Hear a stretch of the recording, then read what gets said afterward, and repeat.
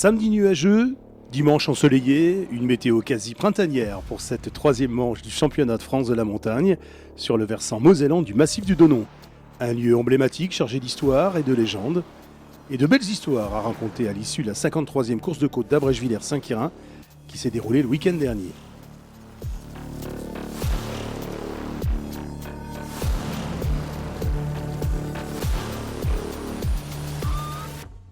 En production, retour gagnant du double champion de France, Yannick Poissignon.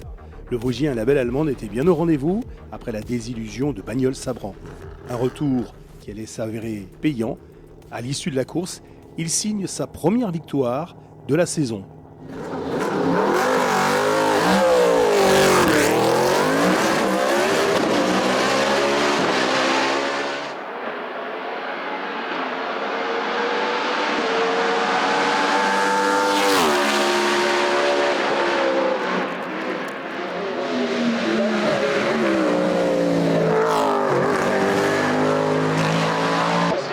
Attention, le dénouement, c'est bientôt. Amélioration. C'est clair, ouais, voilà, oui, Bagnols-Sabran, donc le problème mécanique, casse-moteur qui a engendré une sortie de route. Après 3 semaines de travail avec les cousins, la famille, les copains à tout démonter, tout remettre d'aplomb pour pouvoir venir à Abrèche-Villers. Donc on a fini la voiture le mardi soir. Les pièces sont encore arrivées, les voiles de jantes sont arrivées le jeudi matin, donc on n'a pas eu le temps d'aller faire d'essai avant de venir. On avait quelques appréhensions parce que voilà, après une sortie c'est jamais évident. Et puis au final on a vu que dès la première montée chrono la voiture fonctionnait bien. J'ai réussi à me remettre dedans assez vite, donc satisfaisant pour une reprise. Sur la seconde marche, Anthony Dubois, leader du championnat, signait le premier chrono des essais, mais devait s'incliner dans ce duel au sommet qui s'annonce prometteur pour la suite de la saison.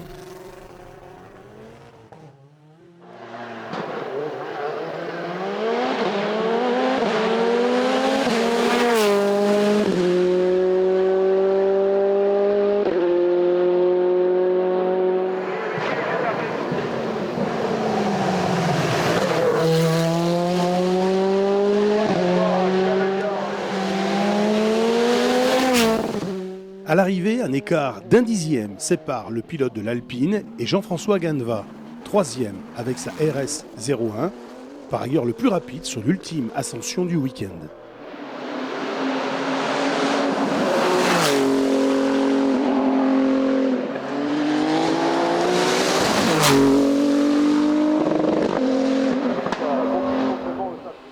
Meilleure féminine de la série production, une nouvelle fois Morane Kat-Makoviak empoche le trophée et le bénéfice de la victoire en groupe M. Allez, on retrouve aussi dans cette... Allez, souriez, vous êtes venus, les photographes. La première féminine est triple championne. Baptiste Thomasé confirme son excellent début de saison. Le Bourguignon termine 8e au scratch et sacré une fois encore meilleur jeune.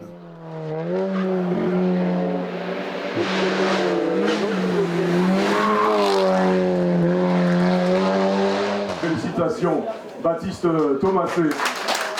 Au général, Alexandre Garnier marque son entrée sur le championnat par une belle performance, et ce malgré une main droite pas tout à fait remise. Il accroche avec sa nouvelle Porsche 991 GT3 Cup la 4e place et la 3e place en GTTS 4.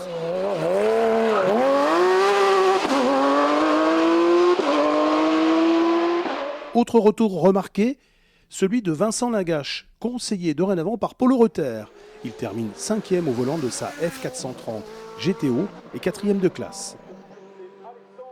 En GTTS 2, la victoire revient au Mosellan Luc Hermann et son Peugeot RCZ Cup.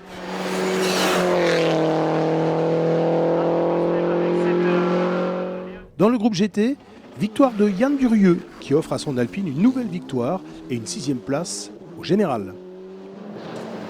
Ah, je peux vous dire déjà que Baptiste Thomasé. La championne de Ligue Bourgogne-Franche-Comté, Karine Richard, termine seconde de la classe GT2.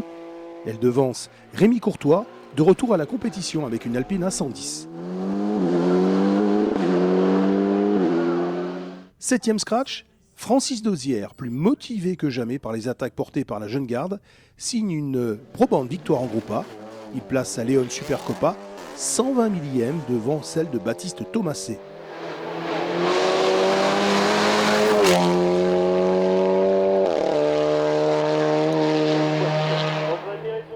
Michael Bonnevie et sa MK3 également pointent dans leur sillage. Il prend la 3e place de la classe A5 et un nouveau top 10 au général. En A4, dans cet écrin de verdure, le paysagiste alsacien Dimitri Ambiel s'offre les fleurs du vainqueur avec sa 308 Cup. Il devance pour 7/10 le lauréat du Challenge Open de la catégorie en 2024, Jacques Paget. 3e, le revenant Abel Saoui. Et Pascal Cat, 4e, qui engrange des points importants pour le championnat. En A3, victoire de Romain Lantermann, le pilote alsacien qui disposait pour l'occasion d'une Renault Clio R3 Max.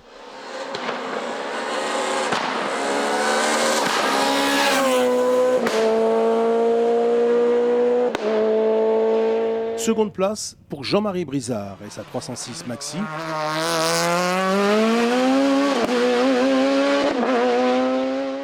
Devant un duo féminin, la Vosgienne Marine Bonne avec une Clio 2 Cup et Célia Debé qui découvrait le tracé mosellan avec un peu d'a priori mais finalement ravi le dimanche soir. Le gain de la classe A2 pour le jeune espoir régional local Noah Peterschmidt. Une 9e place au général, une nouvelle victoire en EFC récompense les efforts et la détermination de toute l'équipe Poinsigny en compétition pour réparer le samedi soir la Simca CG Turbo de Christophe après la casse moteur lors de la première montée de course.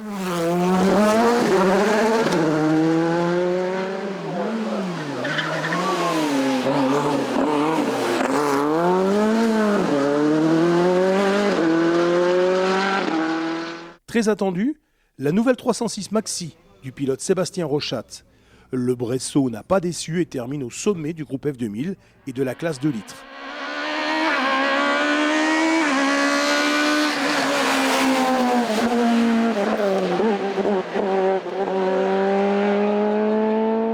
Second de la classe F2003 avec sa Clio Williams, Julien Stadt. Dans la classe F2002, Jérémy Lantermann, responsable du team éponyme, empoche le gain du premier et devance le champion de Ligue Grand Est en slalom, Joël Stahl. Et dans la même famille de pilotes, demandez le fils, Léo Stahl, qui s'adjuge la classe F2001, malgré quelques soucis mécaniques. Du côté du groupe N, derrière Moran Kat-Makoviak en N4, Kevin Jarousse qui multiplie les efforts pour combler son retard sur la championne de France. Le podium de cette classe N4 est monopolisé par les M3 avec sur la 3e marche Guillaume Fade.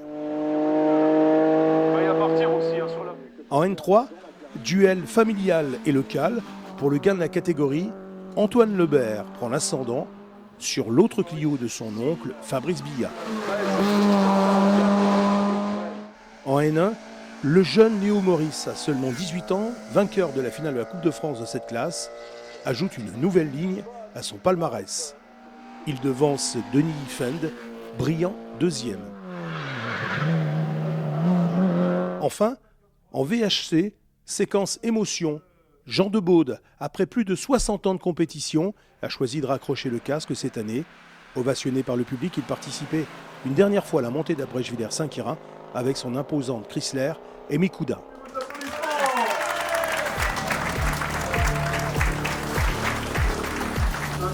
La page de montagne et les réseaux sociaux, bravo. Bravo messieurs, c'est une belle victoire. Ne tombez pas dans les pommes, s'il vous plaît messieurs. Faites attention.